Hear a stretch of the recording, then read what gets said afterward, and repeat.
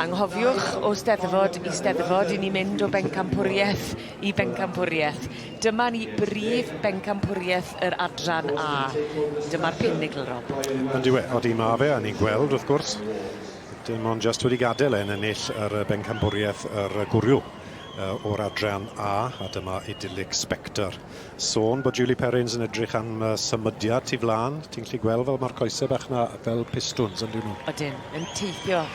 Ie wir, a ni'n clywed y dorf, dyma beth oedd y gair cyn a tu fas y cylch wrth gwrs bod Delami Bohemian yn mynd i gael y wobr. Fe ath yn diwedd y gorau o'r stoc ifanc. Spectre. Ond wrth gwrs, fe gawn ni weld, mae yna un ledi fach i gael. Ni'n gweld yn y pellter y Palomino fach, Wait with Geneva. Hwna oedd East Bencampwriaeth y bolesu. Mae yna un bach i ni ddim wedi gweld. Godebog Rosyn y Mynydd. Dyma'r un glas yn canol, y cylch yn canol y llun ar hyn o bryd. I brydda Godebog, a mae honna yn special. Reit, felly, oeddi hwnna'n glyw. Ife honna ti'n credu? Fel ni gydre honna fori. O, wir? Ie, wir. Mae'n anferth yn y farni, anferth, ond dyma fe, wi ddim yn gwybod beth wneud Mrs Perrins fan hyn. Ond wyt ti, Rob, yn gweud? Dwlu ar y gaseg. Y gaseg. Ar y gaseg, ond wi'n credu bod hi'n hoff iawn o'r dîm bach hyn. Wel, sa'n credu bod gormod o amser dyn ni aros. Mae'r stewardiad yn cael sgwrs fach. Mae'r rhosglymau yn barod. Julie Perrins o Brydfa Heaton yn neud yn siŵr ac yn cymryd pob un manylun mewn. Bob parch i Mrs Perrins mae weld bod dim byd yn becso ddi. Trwy'r 2 ddiwrnod diwetha, mae wedi bod digon cyfforddus, dim sylw ar ddim byd na dim neb, dim ond y ceffyl tu flaen iddi. Fi'n credu mae wedi gwneud jobyn o waith da iawn. A bydd y dewis fan hyn yn rhwydd iawn. Falle'n galed mewn un ffordd, ond yn rhwydd. Gallu ddim mynd y ronglen yn rhwydd. Gallai dwlu het yn yr air a gobeithio bod e'n cwmpo un o tu flaen i'n ceffyl, a bydde fe ddim yn benderfyniad gwael. Felly mae'r safon mor uchel yn y Bencampwriaeth yr adran A. Ond wyt ti mynd am yr un yna? Wyt ti wedi bennu bethach nawr, ond wyt ti bydd ddretha nawr, Helen? Na, sa'n ni'n gyffar o'i arian arno fe. Mae'n disgwyl, mae'n hoff iawn o'r pencampwr y stoc ifanc a'r gwrw. Ond ie, gallwn ni edrych ar honna trwy dydd. Mae Mrs Julie Perrins wedi mynd nôl at y stewardiad. Mae yna drafod. Sicrhau bod pawb yn cael y neges gywir. Ond i ble eith y wobr gyntaf. Wy'n credu bod nhw ar fin datgelu a fydd yr hedyn yn dod i ffwrdd ac yn mynd at. O, Rob. Idyllic Spectre. Idyllic Spectre, ie. Wel, dyna fe. Bencampwr y stoc ifanc blwyddyn diwetha wedi dod nôl a wneud yn gwmwys rhywun peth blwyddyn yn hynach. Blwyddyn hyn, mynd mlaen i fod yn bencampwr y merch neu'r ebolion, ac wedyn mynd mlaen to i gael ei goroni y gorau o'r adran A. Mae waith wedi bennu. Ie, wrth gwrs, ac yn East Bencampwr, wrth gwrs, yr eboles special fach hyn. Eto, wy'n siŵr o ti'n just yn twmlo bod Mrs Perrins yn hoff iawn o'r eboles Palomino sy'n wrth ochr Idyllic Spectre fyna yn dwylo Liesl Martin. Wait with Geneva. A mae meddwl ennill dosbarth sy'n mor uchel o ran safon yn mwy melys byth. Wedyn ni, bydd pawb yn cofio'r safon hyn. Dyn ni ddim wedi gweld y safon hyn os sawl blwyddyn wy'n credu. Na, mae hwn yn mynd i fod yn flwyddyn mae bobl yn mynd i gofio. Ond wrth gwrs, dim ond un bydd yn cofio fe fwy na ni. A dyna yw Ashley Oldroyd a Dan Williams yn perchynog ebol arbennig hyn, Idyllic Spectre.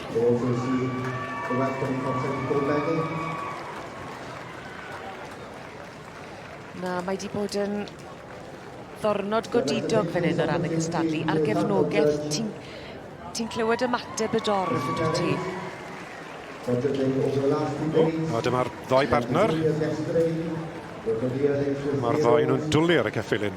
Dwlu ar nhw. A ti'n gweld wedyn ni cymaint mae'n meddwl iddyn nhw? Ie, ti'n gweld yn y gwyneb yna. Oed, oedd sawl un wedi gweithio nhw ar ôl blwyddyn diwetha, peidwch a dangos y to, peidwch a dangos y to, mae gormod o risg. Fe gymeron o risg fach na, a drych beth sy'n digwydd. O, bydden ni moyn rhoi cusa mowr iddi.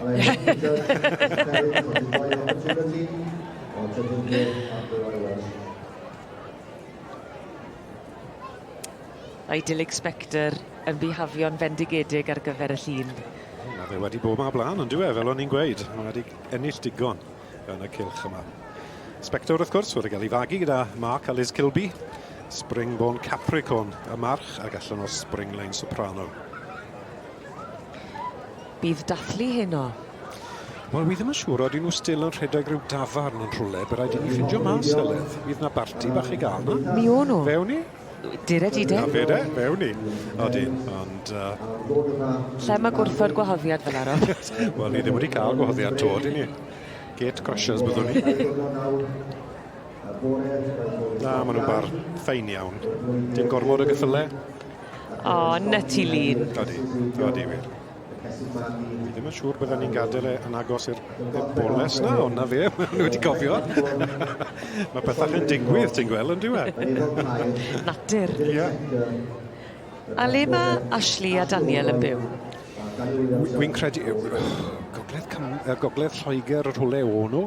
Os ydw i'n cofio'n reit, dwi'n credu oedd un wedi dod i Gymru i wneud rhywbeth. Wi ddim yn siŵr, anyway. Wi ddim even yn mynd i drial ateb. Pwy sy'n becso? A ceffil yn y prif gylch, dyna beth sy'n mwysig yn dyfe. Tries di dod efo nhw, wedi sy'n helpu. A dyma ni, Dan Williamson yn cael ei siawt i arwen. Wel, uchelgais pob un sy'n cystadlu yn y prif gylch yw cael y cyfle i'r rhedeg o flaen yr eisteddle. A dyma Dan Williamson yn arwen Idyllic Spectre, prif bencampwr yr adran A yn 2023.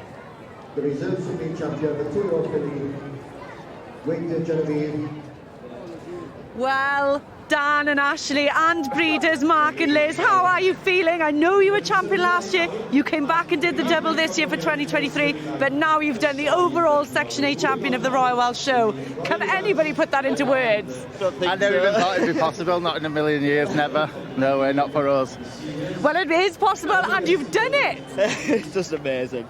And the breeders are here with us here, Mark and Liz Kilby. How are you guys feeling? You weren't in the ring with them, but you've jumped over the fence as soon as you've seen them win. Amazing to watch, absolutely fantastic. We're over the moon for them. We're ecstatic, honestly. To breed them is fantastic. The hard work has been done by these two. We know what it's like to produce a Royal Welsh winner, and they put a lot of time and effort in, and they thoroughly deserve it. We would not want this pony in any other stud than it's in now. Hopefully, this is the first of many for him. Oh, fantastic. Well, we can see just how much this means to you, all the emotion, everybody ready to congratulate you. Please enjoy every second of this. Stay on Cloud 9 as long as you want and enjoy the rest of your week. Llongyfarchiadau mawr iawn I chi. Cheers.